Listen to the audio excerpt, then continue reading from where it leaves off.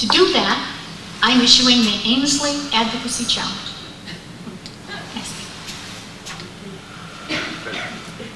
Most of you in this room that are elected officials already know how to lobby. If you couldn't persuade people, you wouldn't be elected. You already know how to do it. What I don't think you may realize is the time commitment it takes to do it on an issue this big and this close. If we're going to make a difference as a group, we have to decide what's best for our future. And we have to tell Congress what we need for that very soon. And we need to make a time commitment to do it. And we need to not just lobby all our friends on the Transportation and Infrastructure Committee and the Senate Environment and Public Works Committee. Those folks are already on board. And when they bring this up, the rest of Congress naps. We need to change that. In the first place, we need to change it is in budget. And after that, we need to work on the Ways and Means and Finance Committee. How do you lobby? Well, one of the things you do is show them the numbers and show them pictures. One of the ways we got money for the Main Avenue Bridge was because a noaca staffer took a picture of the hole in the Main Avenue Bridge. I mean a hole. You could look down and see water. The ore carriers were mad because the chunks falling off that bridge were injuring their ore carriers. The ore carrier is an incredibly tough boat, and we were making dents in it. Then they took a picture of that same hole in the bridge as a school bus was coming across. That got us money for the Main Avenue Bridge in a way nothing else did. So what you need to do is get over Midwest syndrome, and by that I mean in the Midwest, we tough it out. You guys make the best of what you have. You make do. You don't whine, just tough it out. That's not what you need to do here. You need to tell your folks in Washington, or if you decide to do it at the state level, you need to tell your state folks too what you're up against and what it will take to fix it. Show them the numbers and show them the pictures, and do this relentlessly for at least the next 2 years. When you lobby, make sure you listen. Take your argument in, make it succinct, show them the pictures, and listen to what they tell you, because they'll often tell you what to do next. And if they don't, ask them what it would take. Who do they need to hear from to consider what you're suggesting? And they may say, I need to hear from the chairman of my committee. I need to hear from the head of the union back home. Whoever it is, that's your next target of opportunity. So be sure you listen when you lobby. And I think we need to come back here and share everything we hear, because the strategy to work has to be refined and refined. It changes over time, depending on how things are going. And I think NOACA would be a very reasonable place to establish that kind of strategy. For those of you who are transportation or environmental specialists, you're very good at your job, but you're shy and you don't talk to anybody about what you do. That has to change. And if you need some help working on techniques, we'll show you. And you'll need to know, because pretty soon your kids are going to be teenagers and they're going to want the keys to the car, and if you don't think you're going to be lobbied, big time. We'll help you figure out how to respond to that, but also how to carry your share of the responsibility for sharing this message at the local level, the state level, and the federal level. If you end up having to cancel a project because there's not enough money, and I'll bet you've done that in the last 30 days, don't just do it. Call your elected officials and tell them why you had to and what it will mean.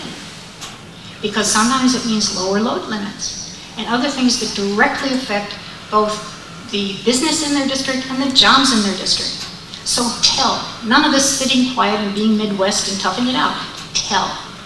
Show them numbers, listen, come back and we'll talk about it, and we'll do it again over and over and over. Next slide. This is the name of the folks you need to talk to in the Ohio delegation, but you should not stop there. Lots of you have connections with national organizations. They have connections with people all over the hill. So to start with, these are the Ohio folks. Steve LaTourette has been very helpful to us for a number of years. He's on our side. We got together and bought him a bulletproof vest when Safety Lou was passed, and he needed it in the next election. He's going to need full body armor the next time. He is a moderate. He gets flack from both sides, but he has been incredibly helpful on both transportation and water. We have a new person who replaces Bob Ney, and that's Zach Space. He's a Democrat from Ney's old district. It's an Appalachian district. Ney was very helpful to us, by the way. Zach Space wants to be very helpful too, and he's perfectly willing to sit down and talk with us city people. So we need to do that. But even before we get to those committees, we need to work with the Budget Committee. That's Betty Sutton and Marcy Hector. George Voinovich you know well, so I won't spend a whole lot of time there. He has been amazing and is a voice for both fiscal prudence and good infrastructure repair and maintenance on the Senate Environment Public Works Committee. The House Ways and Means Committee, very interesting. We have our own Stephanie Tubbs-Jones on that committee, and we have Pat Teeberry, a Republican from the Columbus area. Stephanie Tubbs-Jones is going to want to know why we want to raise a regressive tax to support transportation, and we better have a very good answer. Is it the only way, or is there a better way? But I think she will help us if we give her the numbers in the picture.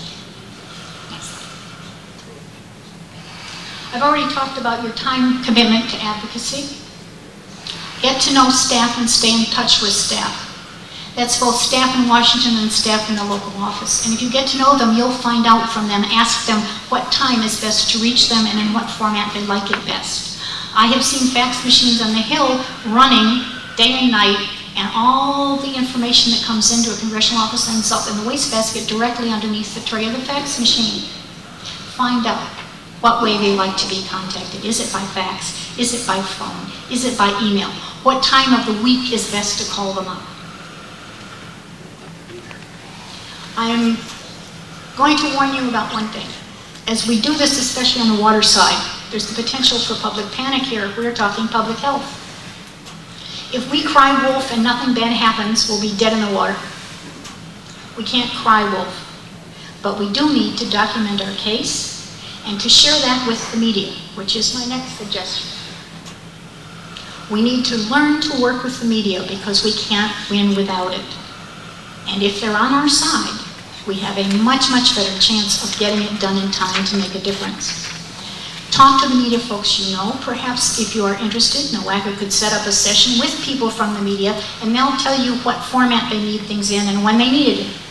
But I can tell you right now, the Wall Street Journal and CNN, all the newspapers, New York Times, Los Angeles Times, all of them, have dead times each year, and those are usually times when there's not enough news. It's really hard to put the newspaper together. That usually happens in August.